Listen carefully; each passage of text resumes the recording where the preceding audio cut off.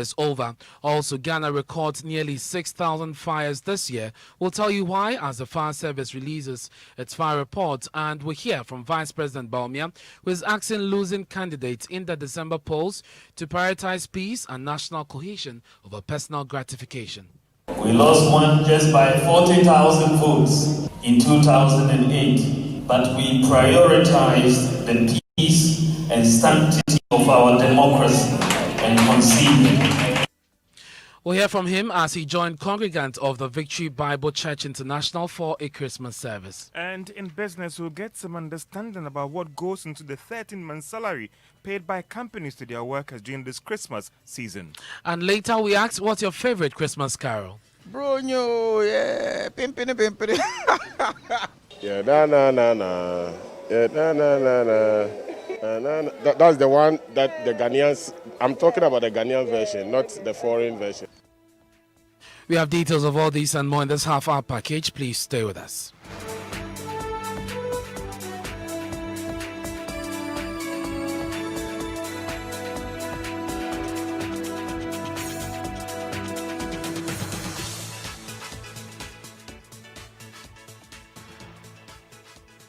Thank you very much for joining us wherever you are. My name is Ernest Manu. Now, the NDC is confident it will reclaim the Hohoe constituency parliamentary seat from the NPP once illegal action taken by the party's candidate in the area comes to a close. Energy Minister John Peter Mill won the seat from the NDC, beating the NDC contender by about 5,000 votes.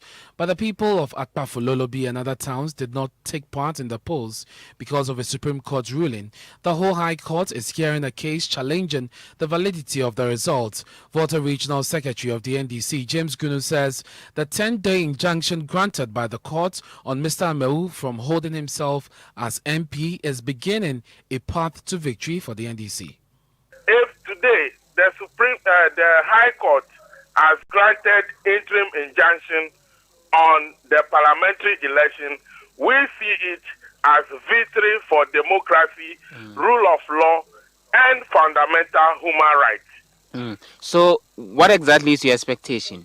General, what's your expectation of that? What must be done now is that the people within the Central Kofi, Akpafu, Likbe, Lulubi should be allowed to vote in the parliamentary election that was conducted on the 7th of December this year. In the Hohoe constituency? Yes, within the Hohoe constituency. Let their votes be added to that of the Hohoe and counted as such for a declaration to be made so that whoever emerges as the member of parliament elect goes to join this the 8th parliament of the Republic of Ghana, because there's no way the electoral commission could create a new constituency before the next parliament of the Republic. And you remain confident that once that is done, the NDC will be able to take the seat, I guess. Once that is done, the NDC will definitely, because all these constitutional crises came as a deliberate attempt to give undue advantage to Peter Mewu, because in the presidential where they voted, President Mahama got 10,521 votes, and Nanado got 2,641 votes. So if these people were allowed to vote in the parliamentary as well, we believe strongly that our candidate would have emerged as a winner of the parliamentary election in Hohoe constituency.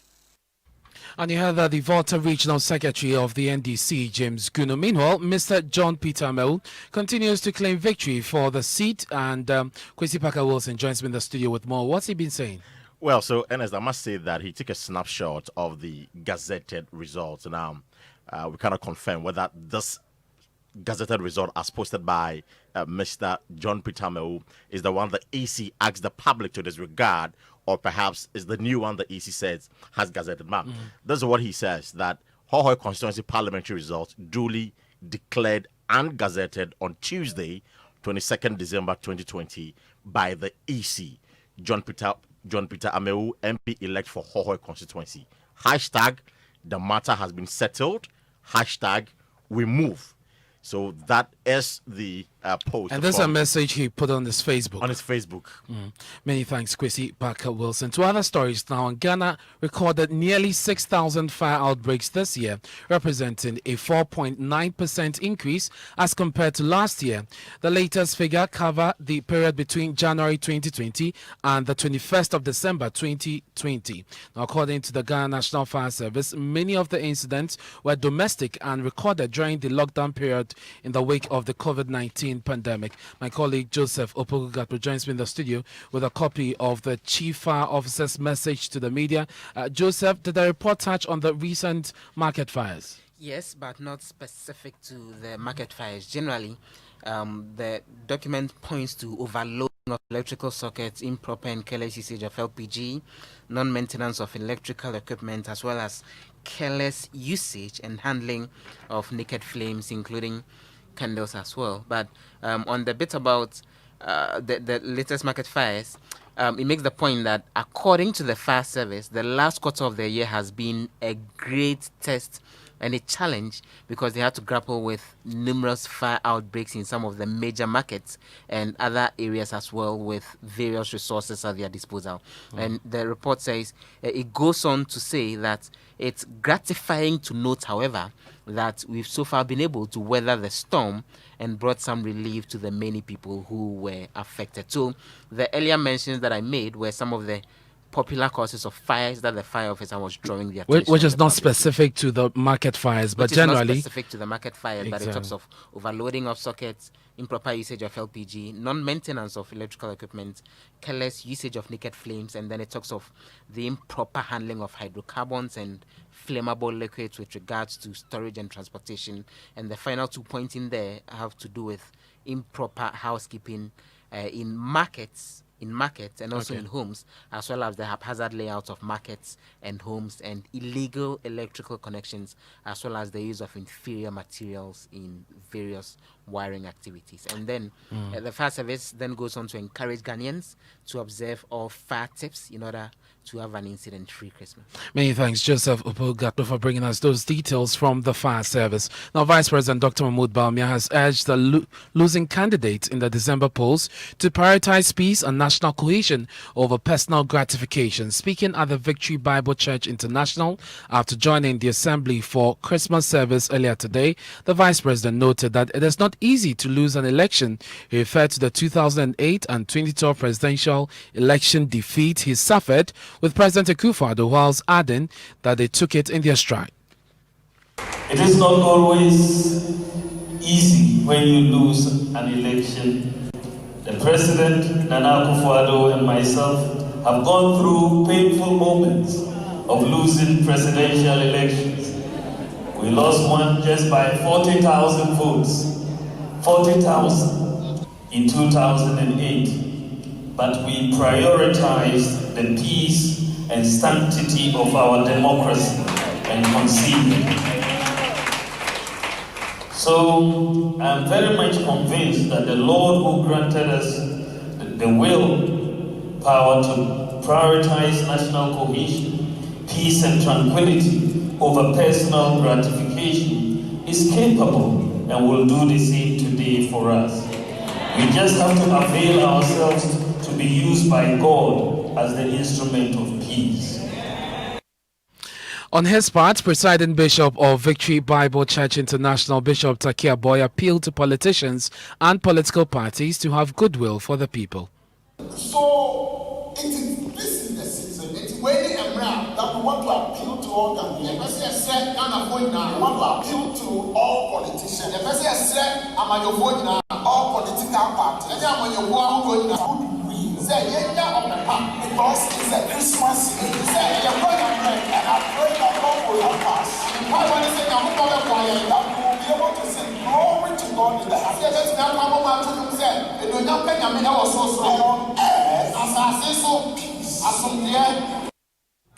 And you heard that the presiding bishop of the Victory Bible Church International, Bishop Takia Boy. We remain united and at peace, words of President Akufo-Addo as he delivered his Christmas message to Ghanaians. Today, many Christians across the world are celebrating the birth of Jesus Christ with church services and other religious programs. Over the last 2 weeks, supporters of the opposition NDC have been demonstrating following their rejection of the outcome of the polls. There have been concerns the continued protests will threaten the country's peace. But in his address, the president maintained Ghana remains united and peaceful. We in Ghana have good reason to be thankful to Almighty God for how far He has brought us. Our nation is united and at peace. We continue to be a beacon of democracy on the continent, having conducted, even in the midst of the pandemic, a transparent, free, fair, credible, and safe general election, which has been so adjudged by all impartial domestic and international observers. Our economy is rebounding at a much faster rate than originally anticipated. We're ensuring that the basic elements of social justice, that is wide access to quality education and good health care, are being met. Food is affordable and is in abundance in our markets. The president also urged Ghanaians to celebrate the Yuletide in a safe and responsible manner by strictly observing the COVID-19 protocols. Fellow Ghanaians, in all our celebrations and reflections on 2020, let us adhere to the COVID-19 protocols by respecting the enhanced hygiene and mask-wearing protocols. It may be unconventional, especially at a time when we gather to make merry, but that is one way to ensure that we will make it to the new year healthy and alive. Let us celebrate safely and responsibly. All of us must avoid anything that will jeopardize the lives of our beloved ones and put others in harm's way. I wish you all a Merry Christmas and a Happy New Year.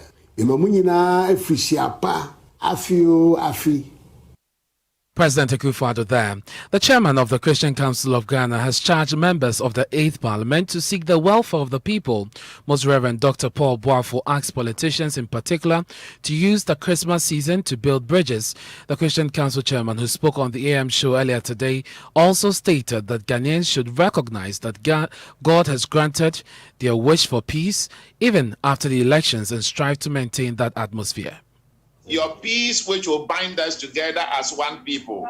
Your peace which will see development. Your peace that will see Ghanaians living with a common destiny. Your peace that will build bridges and not break down bridges. This is the first thing that we will ask for. We will also ask, since we have a new parliament, the parliament will look up to Ghana first. Everything. God grants that this parliament, which we are going to have after 7th January, will be a parliament that looks to the welfare of the people, that they will put all partisan ideas and sentiments away and make sure that whatever bills are passed will be to the good of Ghanaians. And that was chairman of the Christian Council of Ghana, Most Reverend Dr. Paul Boafo. With COVID-19 restricting many from participating in outdoor activities, the celebration of Christmas today is rather on a low key as opposed to last year. But some are not deterred by this and are making the most of the day. Our reporters across the country visited some centers to see how Ghanaians are celebrating Christmas. We start from Aveno here in Accra, where my colleague Judith Awatri Tando interacted with some customers. How they are preparing these goats for the customers. There are a lot of customers standing here in queue to buy their goats. So we'll be speaking to one of the customers to tell us why he chose goats over chicken. Hello, sir. Hello, yeah. Sunday, you know, I'm say I finance on Bronya and Yamiadum. Branches do ye Jumana fish, I said my Busian feared it. Until you know, say, you're not punching back to be there. In time, person for coffee, and say, I'm renting a compound house. Nothing to coffee and nipacho. Obey, how the crowd is fridge now, so I'm going to crack. Until you show us and your body, I finance. And then you go part of me, you'll be a Juma, and if I don't say I do, I cry, so check, I say. And those are some customers at Avino who interacted with my colleague Judith Awoche Tando there. Now, at the Techiman Central Market, maize sellers are attributing the poor rainfall pattern to the shortage of the commodity. Over the last 2 weeks, the price of maize has hovered between 180 cedis and 250 cedis in the Techiman municipality. Correspondent Anasabit has been monitoring the situation and now reports. Over the past few weeks, there have been reports of a possible shortage of maize across the major markets here in the country. Today, we are here at the Techiman Central Market, the biggest maize market in the South region. We are here to find out for ourselves whether there's actually a shortage of maize and what are the prices as it stands compared to a week or two ago. We've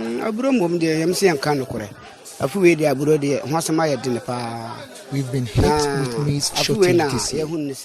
This has never happened before. Usually, we experience hike in prices some 3 or 4 months after the Christmas. This year, most of what we have went back earlier. What is the price now? Is it compared to about 2-3 weeks ago? Is it on a normal price or is high? It has increased. Last week, it was 230 Ghana cedis. But this week, it has increased. You can see that there are a lot of maize, but the price has still increased. It's now 250. For most of these sellers here, the rainfall pattern has changed in a way this year. And so maize farmers in this part of the country were unable to produce much maize as compared to same period last year. We were filled by the rains.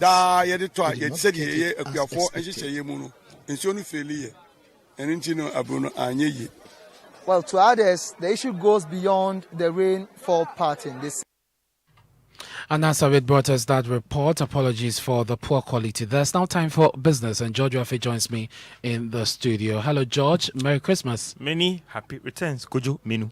What do you have in business? Well, coming up in business, we'll get some understanding about what goes into the payment of the 13-month salary by companies to their workers during this Christmas season. And also, livestock farmers in Accra lament about low sales leading up to today being Christmas. We'll be getting you more details on that one. The business news on Newsnight is brought to you by MTN Business. Welcome to the new world of business. Kingdom Books and Stationery, your number one-stop shop for all your office essentials. And First National Bank, we are the bank that understands your business. First National Bank, how can we help you?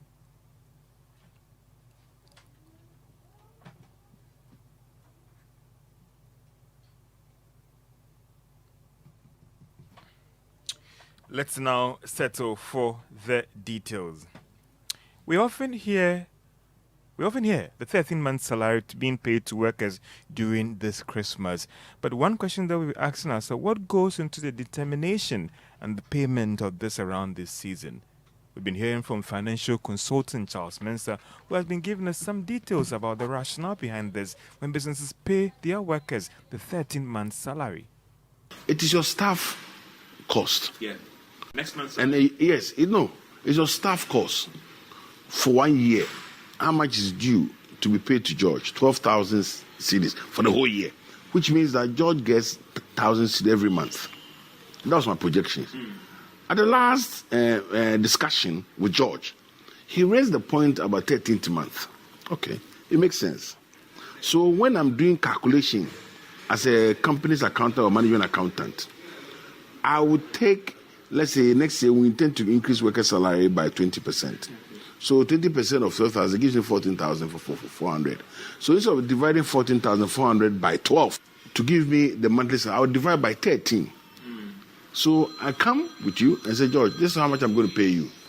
However, because you did so well, now I'm going to pay you 13th month. So in your mind, you are getting 13th month. In the company's profitability calculation, it is the staff cost. And you decided that you take 13 times of that instead of 12 times of that. That's all. And that is Charles Mensah explaining to us the whole details and rationale behind the 13-month salary paid by employers during this Christmas season to their workers. Now, some livestock farmers at Old Fadam and the Central Market here in the Krasi, sales have not been that good leading up today. According to them, the highest interest actually paid on the CFA is affecting their business as they import their livestock from Burkina Faso. My colleague Nicholas Brown went there and has come through with this report. In fact, actually, it has affected our business. Because when it comes to the Xmas season like this, some relatives buy animals to give, to dash to their friends and what and what. This year, we are not seeing something like that. Some, when they come, they say no. The relatives used to send them some money so that they can do that. This time around, they can't get that. So everybody will come and buy one and you go. That's been so good. We know normally in the festive season like this, things go up, especially they say for us, the chairman already said. But we are doing well. We've been selling small, which we will be getting small. I guess you've also been facing the same safer issue. Yeah. Has it in any way affected the cost of the livestock? Yes, it has affected the livestock this in prices because before the Christmas, we buy safer 5,000 is 48 CD, 49 CD. 5,000 safer, but as we enter the Christmas, we change it for 570. This Christmas, things are not going well with us. People are not coming. We don't know whether because of the COVID or we don't just know at all. This time around, because of the exchange rate, the safer is high, so that has also affected the prices. So maybe a normal size goods that can fit a family, maybe 500, 450. You can get some 300, I bet it's too small. As you rightly heard from the traders here at the Central Market, at the Old Fadama, where goods are being sold for wholesale, they are complaining that, the exchange rate on the CFA is affecting their business. My name is Nicholas Brown for Joy Business. To other stories, the Ghana Investment Promotion Center is optimistic about some exciting times ahead from next year. Now, this is the back on the Beyond the Return initiative the government has launched to actually help boost investment into the country after the Year of Return program. The center is also optimistic that the discovery of vaccine might also help deal with the challenge with COVID-19 and its impact on the economy. Yofi Grant is chief executive of the center. Of the president. Exactly. But he said, well, yeah, the festive season, there were a lot of visitors. We understood what they came to do. Some of them came to bond spiritually and culturally. But beyond that, there's also a new wealth of opportunities that we can engage in. People from the diaspora would have opportunities in Ghana that they can exploit. They can partner with Ghanaians because they have their roots here. They can build up businesses. And if you look at the purchasing power of the African American economy alone, it is massive. It's massive. Over $1 trillion. If you look at the purchasing power in the Caribbean, also massive.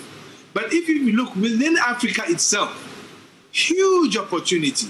A population of 1.3 billion people with a combined GDP in excess of 3.4 trillion. That is massive. We should, each and individual country in Africa, take advantage of that market.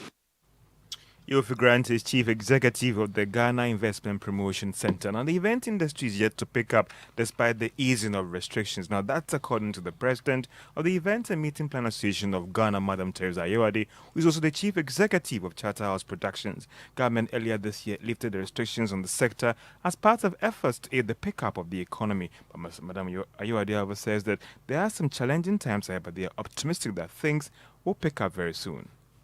I can tell you there hasn't been a flurry of activities. What companies mostly did was they did, I should say, the signature events that they could not cancel. But every other event they felt was, and then most of the events were now moved into the digital space. The digital space is a space that as events organizers, we are still figuring out how to monetize and how to get value from. And that's Madam Teoza Ayiwade. She is the president of the Events and Meeting Plan Association of Ghana and also the chief executive of Charterhouse Productions. And that's all for business on Newsnight, the Christmas edition. Many thanks, George, for bringing us business. What are you doing after here? I'm going to drink water. Santa George, thank you very much. Now it's Christmas Day, and today we've been asking you to share some of your fondest memories of the season with us. Here's what some of you told Becky of our entertainment decks.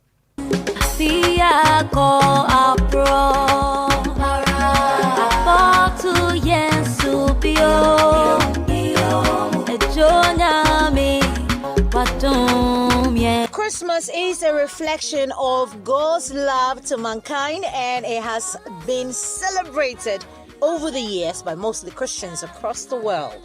Correct me if I'm mistaken, but most people have memorable celebrations of Christmas. Whether poor, rich, young, or old, Christmas brings good tidings. So, what's your fondest Christmas memory? Growing up in Springfield, Ohio, I had a very large family, had lots of cousins, aunts, and uncles, and we would gather every year at my grandmother's house. Well, growing up, mostly we go to parties with our parents. As kids, we enjoy going to parties and then having fun. So that's it. And then having family gatherings, like I'll be having tomorrow too. We hardly get Coke or any Fanta to drink. It's hardly even purchasing one. Charlie, where did the money? So once in a year, in Christmas like this, we have access to a cool bottle of mineral, which is shared by 5 guys, 1 bottle, 5 guys sharing it. I remember we used to perm our hair. I have to run away from home and go and perm my hair. When I come back, my father will be very angry at me. Sometimes he will use scissors to cut it, then I'll be crying. Oh, I'm not a young Kolan, me a Kolan say no. Now I do Christmas, say ya. Now me person cut and can't the action. Ne do soon time, now I am a say. Christmas be back when money just say. I was at me train, I meet Jimmy. I remember when I was, 15, 16, 17, I used to go, to go places like they didn't allow me to go there because of my age. It was funny time, not hard time, and I can't forget that memories.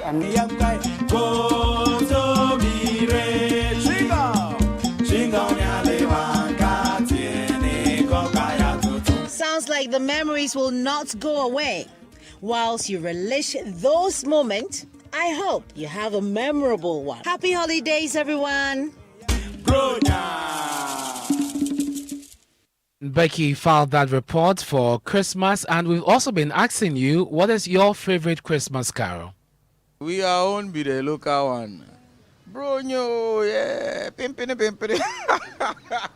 And Kechi Kwame plays a huge role in our growing up with that song, the Soroku, and then Bronya song. You'll be in concert when the moment you hear it played, you're like, yo. Yeah, na. Yeah, na.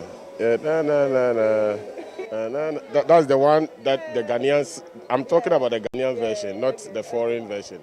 Joy to the world. That's all. Jingle bells, jingle all the way. Oh, what fun it is to ride in a one-horse open sleigh. We wish you a Merry Christmas. We wish you a Merry Christmas.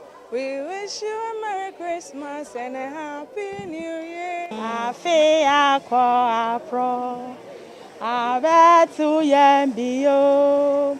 Ejo nyame na dumara kwa, mama fe pato me. Mama fish your pole. Yeah, Mama fish your pole. I fly, treading in pie. I fly, treading in pie. Papa Nayo, burning coal. Papa Nayo, burning coal. I fly, treading in pie. I fly, treading in pie. Mama fish your pole. And yes, but that's how we end the Christmas Day edition of Newsnight here on Joy 99.7 FM. Our top stories this are: NDC confident it will reclaim the Hohoi parliamentary seat from the NPP once illegal action taken by the party's candidate in the area is over. And Ghana records nearly 6,000 fires this year. We brought you details. That's more news when you log on to myjohnline.com. Merry Christmas.